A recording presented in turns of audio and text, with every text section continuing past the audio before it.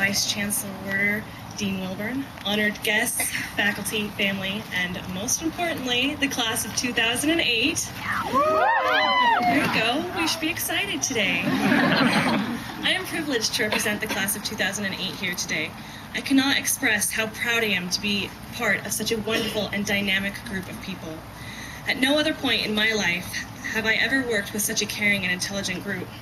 This diverse lot of people have bolstered my faith that people of all backgrounds and political views can come together to make great policy. I am confident now that we can elevate the discourse surrounding public policy to result in more enlightened decision-making. And since Professor Pete Peterson has already claimed that his class last year was the best to ever come through Pepperdine, I will simply say that it seems professors are not always right. We may not be Pete's class, but we have come together not only to shape policy, but we have also united to start Pepperdine's first annual policy journal, the Distinguished Video Conference Series, and we even have our own basketball team, the Fighting Donkeys. That's right. In all honesty, however, there were moments during this journey that I think many of us did not believe this day would ever come. As we struggled through microeconomics with Dr. Krieger, and through macroeconomics, if that's really what it was, our class bonded in ways that most groups don't.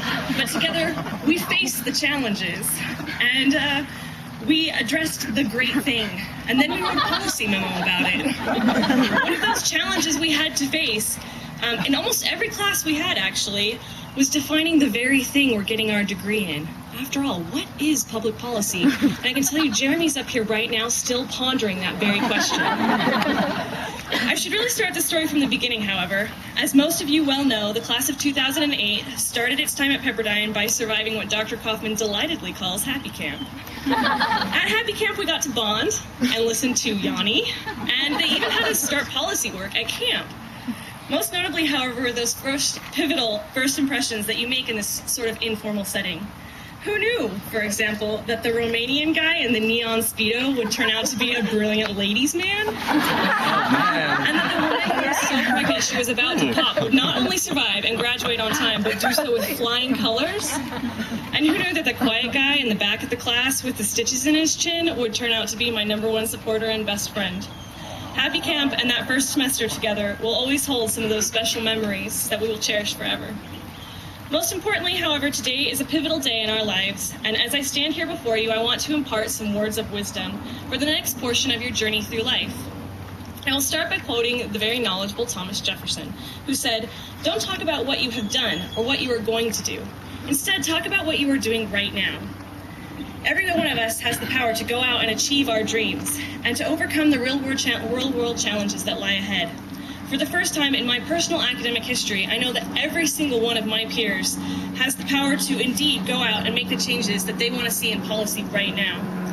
Remember, however, if you face some roadblocks along the way, take Truman's advice.